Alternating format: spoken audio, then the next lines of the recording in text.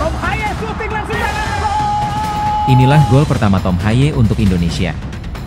Dicetak di tanah Tiongkok, tapi bukan kemenangan yang kita bawa pulang. Justru sejak laga ini, teka-teki besar muncul, mampukah skuad Garuda bangkit di leg penentuan nanti? Tanggal 5 Juni 2025 akan menjadi momen penting bagi timnas Indonesia dalam lanjutan kualifikasi Piala Dunia 2026.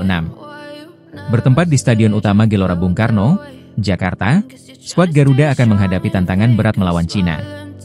Absennya pemain kunci.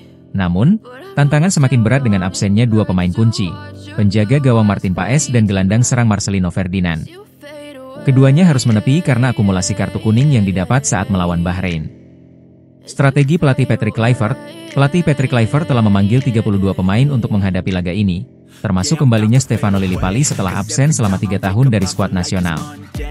Kluivert diperkirakan akan mengandalkan Emil Audero di bawah mister gawang sebagai pengganti Paes.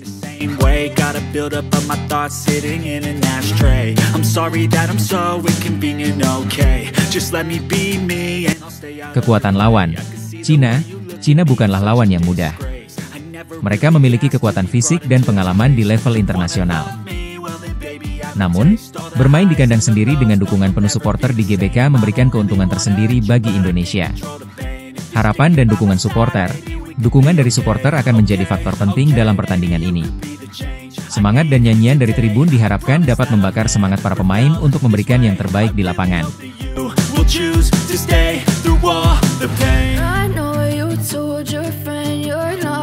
Pertandingan melawan Cina bukan hanya tentang 3 poin, tetapi juga tentang menunjukkan bahwa Indonesia mampu bersaing di level tertinggi. Dengan strategi yang tepat dan semangat juang yang tinggi, Garuda siap terbang tinggi di GBK.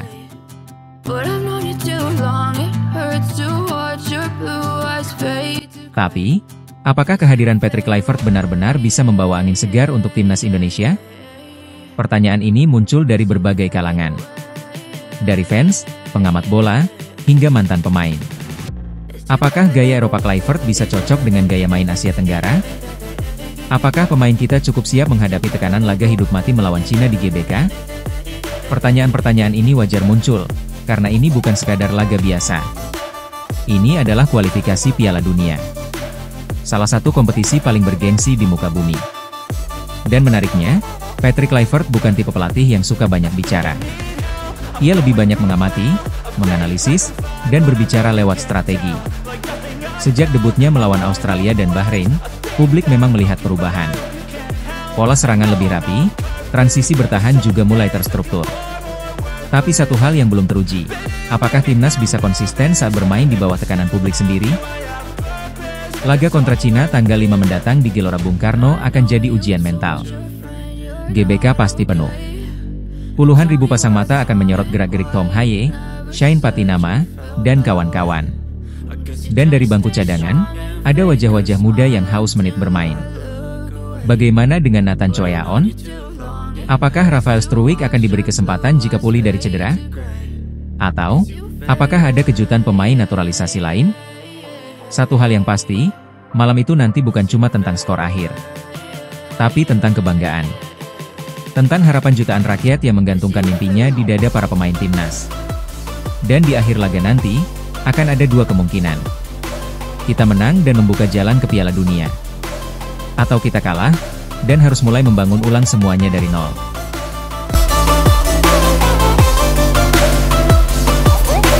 Dengan kondisi tim yang seperti ini, pelatih Patrick Kluivert tentu harus berpikir keras.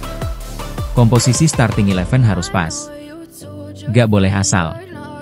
Karena satu kesalahan saja, bisa berdampak besar pada perjalanan kita di babak kualifikasi ini. Lalu bagaimana Kluivert akan menyusun strateginya?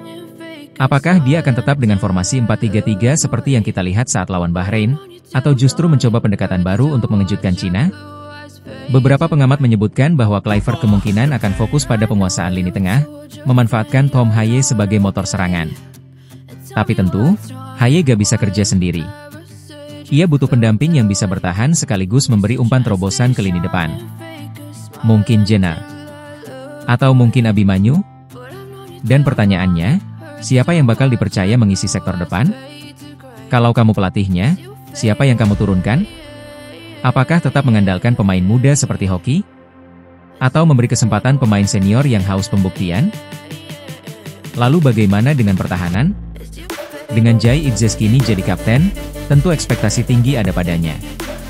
Tapi dia butuh tandem yang bisa saling mengerti. Apakah Jordi Amat masih cukup kuat? Atau justru kita akan lihat kombinasi baru seperti Rizky Ridho atau Elkan Bagot? Pertanyaan-pertanyaan ini yang bikin laga nanti makin menarik. Dan kita, sebagai pendukung setia timnas, tentu berharap yang terbaik. Karena ini bukan cuma soal menang atau kalah.